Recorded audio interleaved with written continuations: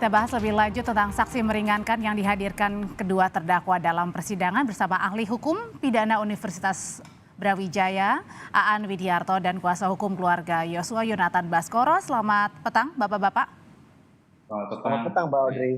Saya ke Pak Aan dulu. Pak Aan, ada dua ahli pidana yang dihadirkan Sambo menyebut unsur pembunuhan berencana bisa dilihat dari keterangan dan waktu perencanaan. Kalau dilihat dari semua bukti yang dihadirkan, waktu perencanaan pembunuhan Yosua itu memenuhikah dalam pembunuhan berencana?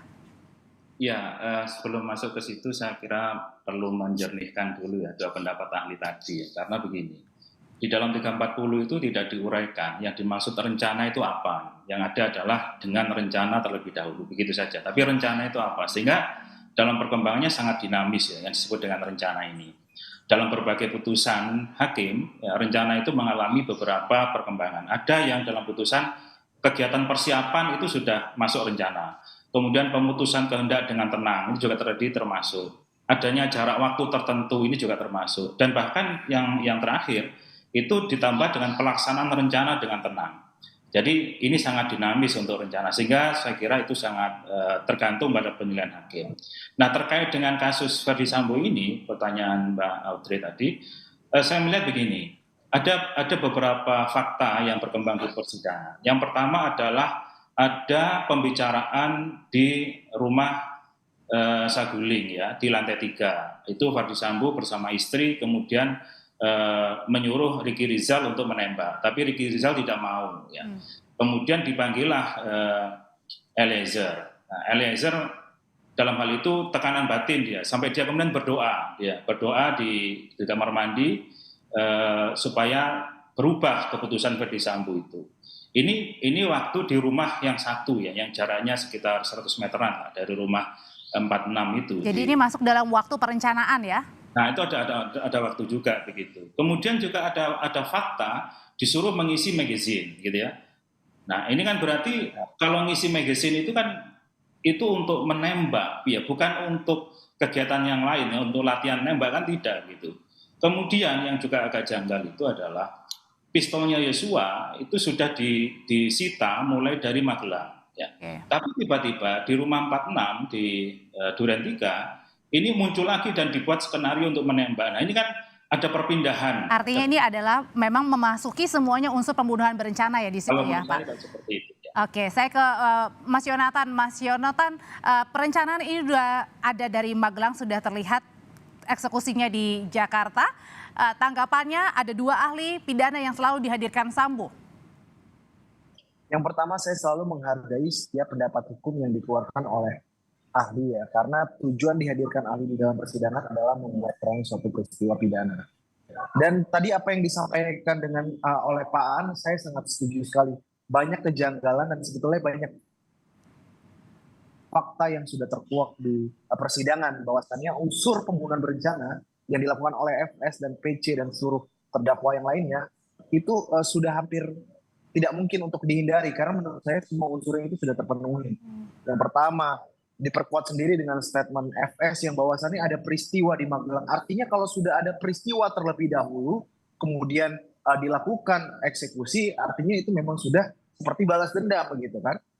Itu yang pertama. Kemudian yang kedua, adanya waktu cukup bagi pelaku untuk memikirkan operasi hingga cara pembunuhannya seperti apa, yang tadi disampaikan oleh Pak Aan. Ada rapat kecil dulu, pembagian tugasnya seperti apa, siapa yang menembak, di mana ditembak ya, bagaimana menutupinya. Nah, itu saya rasa udah cukup sempurna unsur pembunuhannya.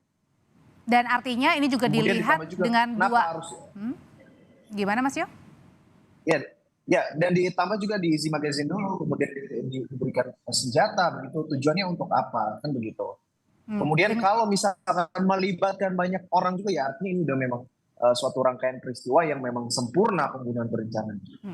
Dan yang dianggap Mas Yonatan ini adalah dengan dua ahli pidana yang dihadirkan, ini tidak meringankan Ferdy Sambo ya, karena kan tadi semuanya memenuhi unsur ya, terkait dengan waktu juga ya, perencanaan. Ya betul, itu justru semua yang disampaikan oleh ahli pidana itu memperkuat unsur pembunuhan berencana. Justru memperkuat ya. Saya kembali lagi ke Pak Aan. Pak Aan, tadi kan disebutkan ada perencanaan yang nampaknya ini berasalnya dari juga di Magelang gitu ya. Nah, apakah ini juga mengindikasikan kalau memang betul-betul perencanaan itu sudah matang, makanya sudah ada sebelum sampai di Jakarta? Ya, benar sekali ya, dan hakim sudah curiga ini ya dengan hakim bertanya kepada PC waktu itu bahwasanya apakah Kuat disuruh ke Jakarta begitu. Nah, jawabannya PC tidak disuruh. Tapi kenapa kok Kuat yang nyetir gitu? Tidak mungkin tidak disuruh kemudian nyetir gitu. Berarti kan ada orang Magelang, ya bukan orang Magelang, maksudnya orang dari Magelang. Kuat kan posisinya di Magelang kan. Ricky Rizal juga posisi di Magelang tugasnya menjaga anaknya. Nah, ini dibawa ke Jakarta. Ini ada apa? Ini pertanyaan besar. Oke. Orang-orang yang dari sana dibawa ke Jakarta. Itu, Ini kan, itu yang diartikan adalah perencanaan untuk termasuk orang-orangnya ya? ya orang-orangnya juga dibawa juga. Oke, selain dengan orang-orangnya, kemudian juga ada perencanaan waktunya sendiri. Terus kalau dibilang katanya memenuhi unsur ketenangan, tenangnya gimana Pak Aan? Ya tenang dalam melaksanakan itu kan tidak spontan kalau sama maknanya. Memaknanya bukan spontan, bukan sesuatu yang tiba-tiba tersulut emosi kemudian langsung menembak itu tidak. Tapi intensinya itu karena sesuatu. Seharusnya yang menembak itu kan Sambo sebagai suami ya. Kalau memang yang awalnya disampaikan Sambo adalah pelecehan seksual, pemerkosaan, yang tersinggung bukan Eliezer, yang seharusnya emosi itu bukan Eliezer. Eliezer kan bawahannya dan sudah jelas gitu, dan itu jelas diperintahkan. Okay.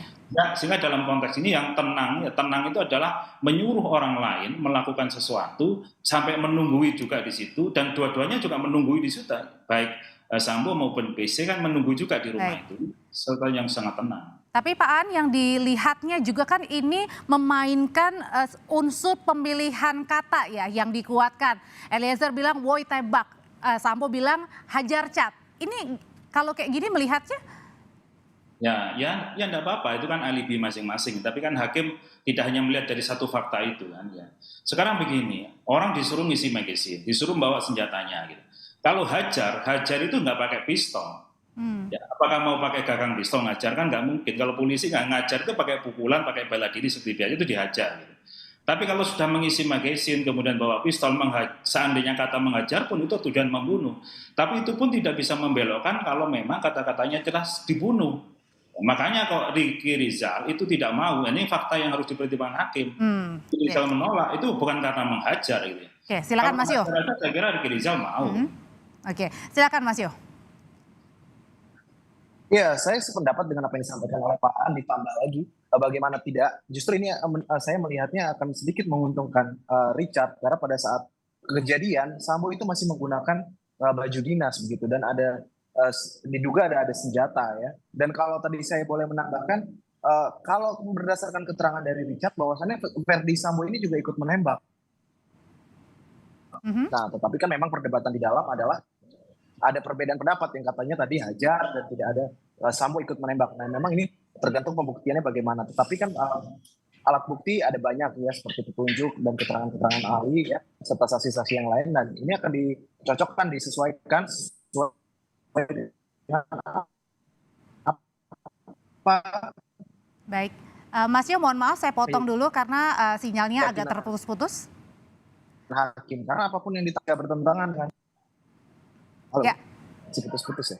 Baik, sinyalnya agak terputus-putus. Nanti saya akan ke Mas Yonatan lagi, saya ke Pak Aan lagi. Pak Aan, tadi di dalam sidang ahli ini juga yang patut untuk disimak adalah menyatakan kalau untuk keterangan dari JC ini sama dengan terdakwa lainnya.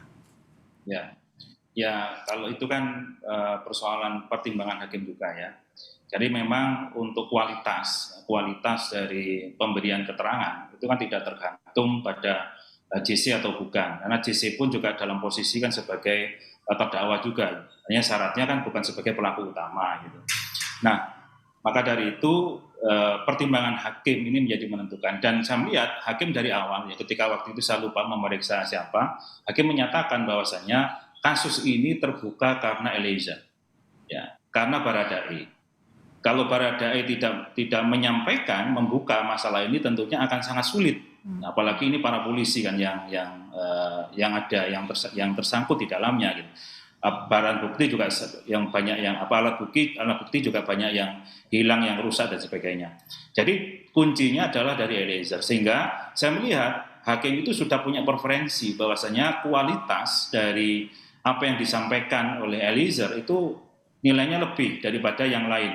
Apalagi yang lain ini juga sudah terkenal skenarionya gitu. Membuat Jadi artinya skenario. tidak setuju ya terkait dengan kualitas dari JC ini sama dengan terdakwa lainnya karena ini kan membuka kotak Pandoranya ya. Baik, saya kembali lagi ke Mas Yonatan. Mas Yonatan, apalagi sih menurut Anda kira-kira yang masih akan dihadirkan, kan berarti masih ada punya 2 atau sekitar 3 ahli lagi yang bisa meringankan Sambo. Strategi apa Ya, yang kalau Anda kita lihat lihat- ini? Ya, kalau saya masih melihatnya tetap akan mengaburkan unsur pembunuhan berencana, Mbak. Agar FS ini bisa terhindar dari pembunuhan berencana dan menjadi pembunuhan biasa yang diangkat adalah spontanitas. Tetapi kalau kita melihat secara menyeluruh fakta di persidangan, justru saksi-saksi ahli ini menguatkan kalau memang ada perkosaan, mana bukti visumnya, dan apa mungkin jika ada pemerkosaan sempat-sempatnya bermain bulu tangkis terlebih dahulu. Harusnya sesuai dengan apa yang dikatakan oleh Pak Aan tadi. Kalau memang emosi harusnya bereaksi langsung dan membunuh sendiri begitu. Tetapi di sini kan banyak skenario yang dibangun. Justru saya melihatnya adalah ada peluang bagi Richard Eliezer jika terus konsisten dan mampu membuktikan bahwasannya memang dia dalam keadaan overmark ya atau keadaan memaksa ya seperti yang diatur dalam pasal 48 KUHP. Justru ada peluang bagi Richard ini jika bisa membuktikan di bawah tekanan dia bisa lepas menurut saya.